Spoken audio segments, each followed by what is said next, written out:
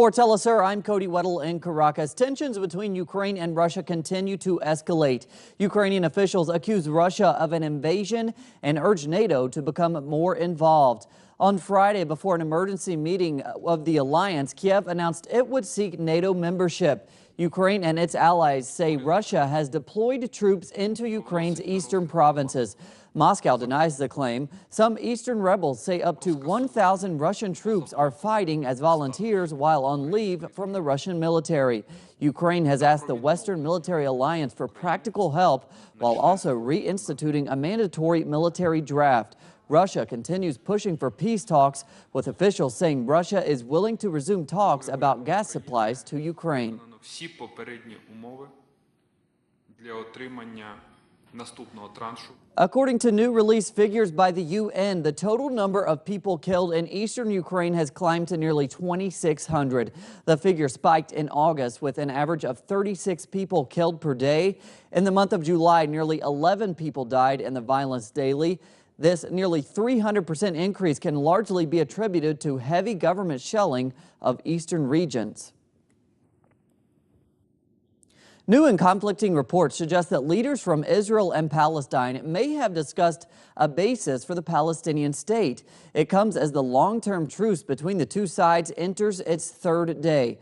According to Palestinian President Mahmoud Abbas, the Israeli government accepted the formation of a Palestinian state based on the 1967 borders. MAN news agency reports that the two sides met Monday and made the agreement.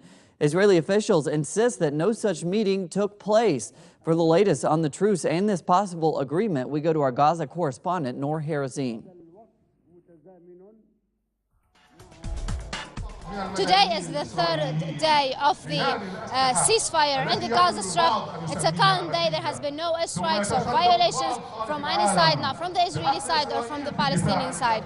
But what is special today is that the celebrations continue for the third day in a row. Now we are in a rally for the Islamic Jihad and its militant wing, Al-Quds brigades in the Gaza Strip.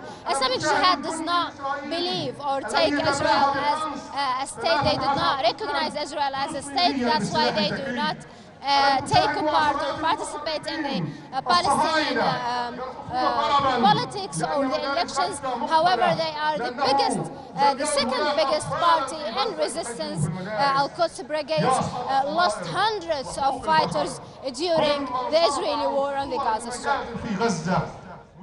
And thanks again to Noor. The annual Sao Paulo Forum was held in La Paz, Bolivia on Thursday, where attendees from across Latin America and the Caribbean gathered to discuss advances by left-wing movements in the last decade. As our correspondent David Dortry reports, they also discussed plans to prevent the resurgence of neoliberal policies in the region. On Thursday, August 28th, the annual Sao Paulo Forum was held in La Paz, Bolivia, following several days of workshops and planning committees. The event was attended by hundreds of representatives from left-wing political parties and social movements from across the Americas and a number of additional invited countries. There are revolutionary and progressive governments in Latin America, and we must share these successes with one another. What can be done and what cannot be done. And we have to share these successes with other social organizations that are not yet in power, but that must be preparing themselves to be in government. In addition to fostering collaboration among left-wing movements in Latin America, the forum also sought to resist what it has described as renewed imperialist aggression in the region.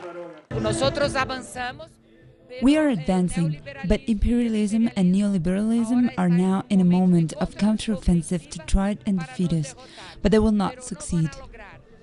Former Brazilian President Luiz Inácio Lula da Silva, himself a founder of the original Sao Paulo Forum in 1990, sent a video-recorded speech to the forum. 38 countries participated in this year's Sao Paulo Forum, which will conclude on Friday, August 29th. Reporting from La Paz, Bolivia, this is David Doherty with Telesur. And thanks to David, Brazilian social movements and unions will soon launch a referendum demanding reform in the country. The proposal is supported by President Dilma Rousseff.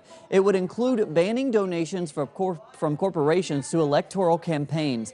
The measure comes after mass demonstrations in June of 2013.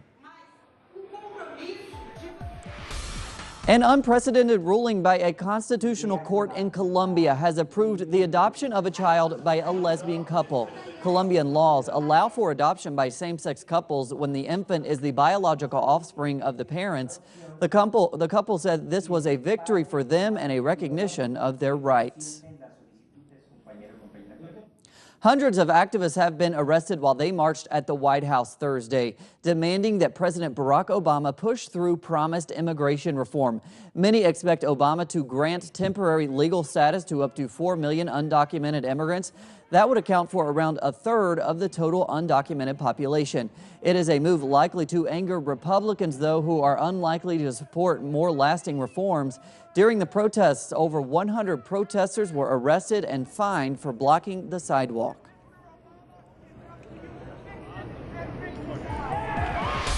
U.S. President Barack Obama has confirmed that the U.S. is developing a range of military options to attack the Islamic State in Syria. It comes as the UN reports that nearly half of all Syrians are now displaced after foreign-supported armed groups began fighting in 2011. Obama says he plans to cobble together a coalition of allied countries to form a political, economic, and military strategy to battle the extremists. Syria has denounced what it calls a plan to violate its sovereignty. Sources say this latest coalition could include Turkey as well as European and Middle East allies. After former Prime Minister Recep Tayyip Erdogan was sworn in as Turkey's 12th president on Thursday, new Prime Minister Ahmet Davutoglu announced a new cabinet today. The new foreign minister, Mevlut Cavusoglu, will be tasked with dealing with Turkey's support of armed groups in Syria, which have now led to the advance of Islamic State on Turkey's southern border. As a NATO member country, Turkey will assess the current troubles in Ukraine. The pace of the negotiations is not very. One of late night's biggest names is teaming up with a renowned Latin American actor for his directorial debut. Mexican actor Gael Garcia Bernal is set to star in Rosewater, the screenwriting and directorial debut for Jon Stewart. Jon Stewart is host of U.S. satire and news program The Daily Show. The film is based on the true story of journalist Maser Bahari, who was detained and tortured by Iraqi authorities for 118 days while he was there filming during a 2009 uprising. The film will be released in November. More on those stories and others at our website, telesurtv.net/English. For Telesur English, I'm Cody Weddle. Have a great day.